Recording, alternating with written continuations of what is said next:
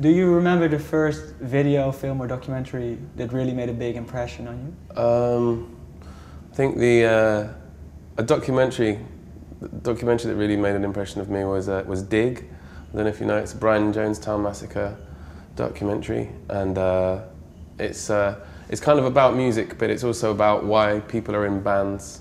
And I think that music documentaries always fascinate me, just because it's trying to understand why people make music and how it was made, and I think that that's something that's fascinating. Did it learn you something about yourself, perhaps? Yeah, definitely. Well, it made me ask questions, like why do I like a particular song and not another song, and why when I listen to one record I can imagine a whole story, how the record was made, what went on in the people. You know, you can read books about an album and then listen to the album and it completely changes it. And I think that's something that's really interesting.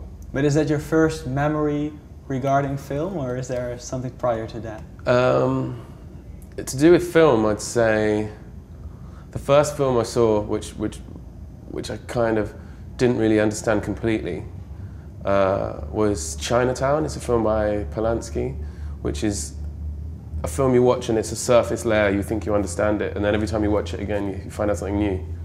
So yeah, that's probably my first one. I think I was too young to watch it or to understand. So every year I'd learnt new things and watched it again and it meant something new. What ingredient does a film need to intrigue you?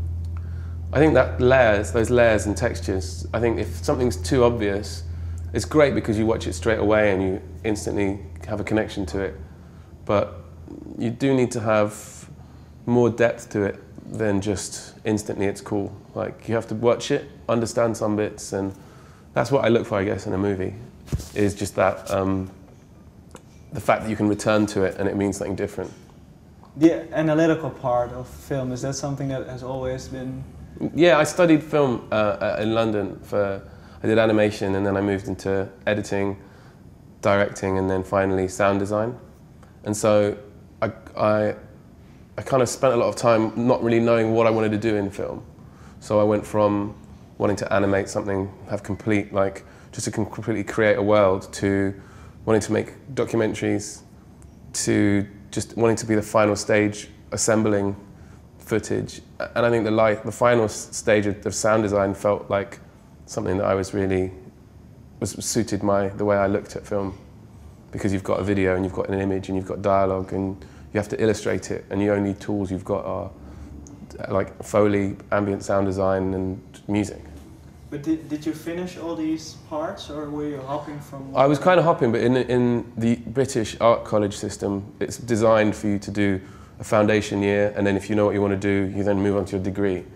And then even on the degree, the particular course I was at LCC was really good because you're in teams. So first time around, when you're making one of your films, you're editing, and the second time around you're a cameraman, and it means you can find to get a taste for all the aspects of filmmaking, and then when you settle on something, you know that you've tried out the other options, you know. And of the things you learned, what's the thing that you like most now? I don't know, at the moment I think, if anything, it just added lots more. I think that it's a mistake to ever try and find like a solution to it and try and say, this is definitely what. Same with music, it's a mistake to ever say, I like electronica from 1982 to 86, or I just like documentaries about, Joy Division. I think you're always reinventing what you're doing, and you're always trying to understand new things in film and music. And the first film you made while studying, what was that about? Well, luckily it's been deleted from planet Earth.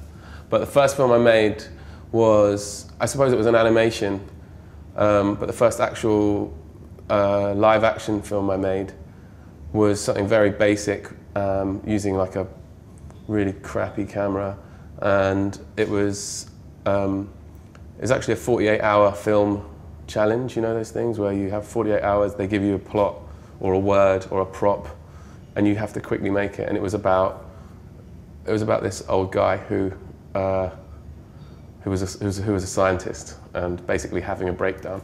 It was a very basic film, but it was fun to make. Sounds very P.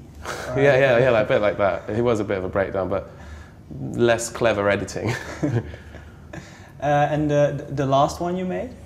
The last thing I made was a music video, which is, it was a music video for Sinead O'Connor. She's a singer, and she's coming out with a new single, and we shot the video for it 3 weeks ago, and it's come out.